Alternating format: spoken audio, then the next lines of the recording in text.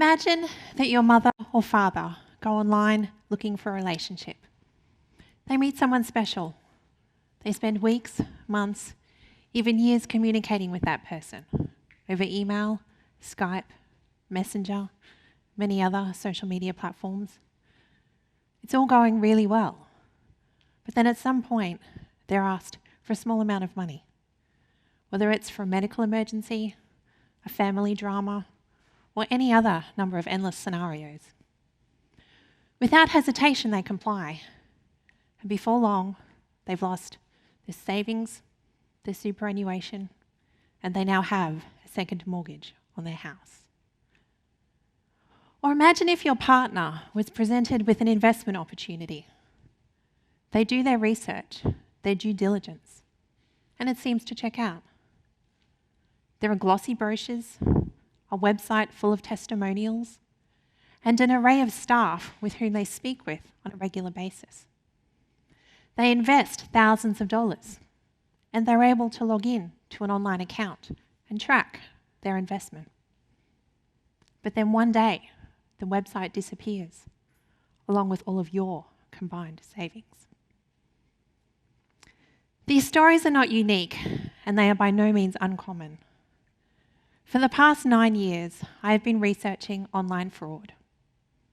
At kitchen tables across Australia, victims have opened up and shared with me the often painful and traumatic experiences of their victimisation. For many people, it's the first time that they've been able to tell their stories. Because the shame and the stigma associated with online fraud means that many suffer in silence. So who are the victims of online fraud? Despite what you may think, these are not foolish people. They are successful in every other aspect of their lives. They are mothers and fathers, brothers and sisters, friends, work colleagues. They are people in your local communities. They simply made one decision that saw everything unravel. And it's that one decision that becomes the defining moment of their lives. There's a negative stereotype about who is a victim of online fraud. That they're greedy, gullible, naive, uneducated, that they should have been able to avoid the situation. But in reality, fraud cuts across all demographics. It targets men and women, all ages, and it does not discriminate against education or occupation. It could never happen to me, I hear you all say. But anyone can be a victim of online fraud if targeted in the right way at the right time. It is too easy to blame the victims of fraud for what has happened. Instead of focusing our attention on the victims, we should be channeling our anger, our fury, and our rage on the offenders. For it is they who have deceived. It is they who have manipulated. And it is they who have exploited the individuals. But in most cases, the offenders are unknown. They are likely overseas, and they are invisible. Therefore, they escape the attention and the blame that they deserve. So what's the impact of online fraud?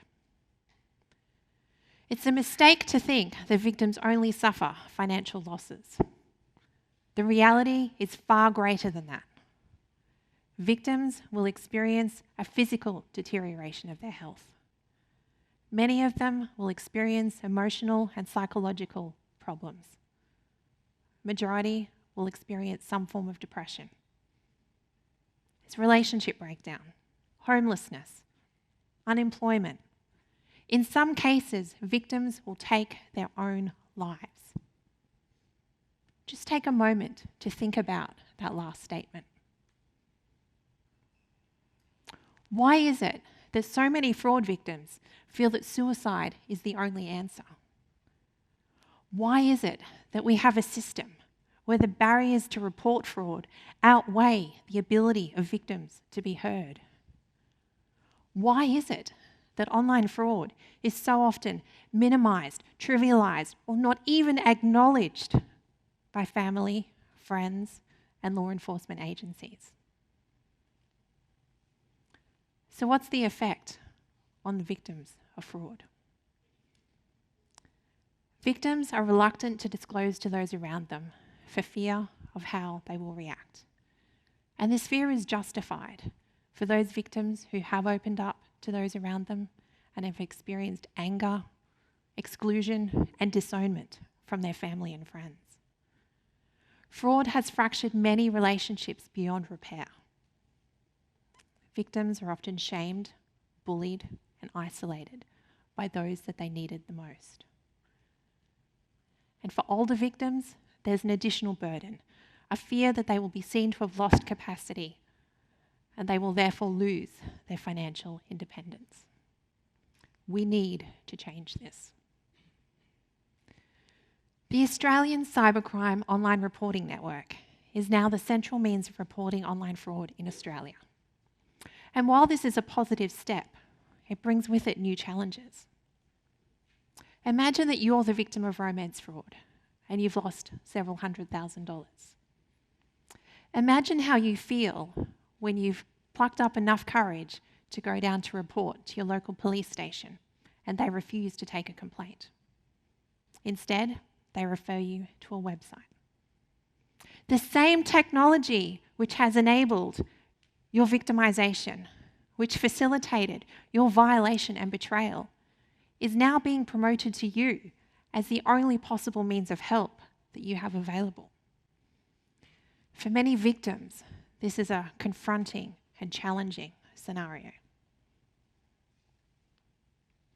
It is impossible not to be moved by the experiences of fraud victims as they detail the many hardships they've faced as a result of fraud itself and as a result of the responses by society and the system. Most people do not have an accurate understanding of online fraud, how common it is, how it occurs, who's victimised, and realistically, what one can expect from police and other agencies. There's a critical need to have these discussions to get a better understanding of what fraud actually is, and also to better understand how we can support victims in their recovery. So why is any of this important? Victims share their stories because they want change. They open up and share with me the difficult and traumatic experiences with the hope of a better future, with the hope of assisting others, and with the hope of changing the system down the track. But the question remains, how can we achieve this? Despite the heartache and trauma, there is optimism for the future. There is much that can be done to improve the situation for online fraud victims. You can initiate a dialogue with your family and friends, one that is based on facts and one that does not seek to perpetuate myths or stereotypes. You can start discussions and lead debates in your own communities. Every one of you in this room today has the power and the influence to affect the change that is needed. It's as simple as starting a conversation. It's vital to use these victim stories to advocate for the victims, to give them a voice out of the silence. For the majority of victims that I've spoken to, their overwhelming need and desire is simply to be heard, to be able to tell their story to somebody who won't be angry at them and who won't judge them for what has happened. There is immense power in gaining an acknowledgement over victimisation, over what has happened, and a reassurance that they are not alone. So let me ask you, if your mother, father, or partner were victims of online fraud, how would you like them to be treated?